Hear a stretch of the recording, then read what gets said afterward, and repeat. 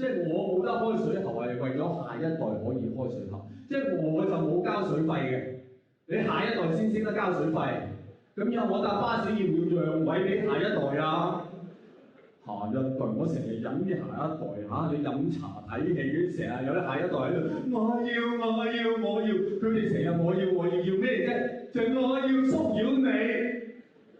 我嗰次搭飛機由頭到尾有個僆仔喺度下一代喺度嗌，我要開窗，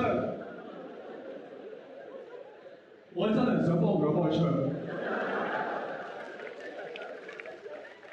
我學佢同嗰個空中小姐講兩句啫，我要你電話號碼，嚇起我咁滯。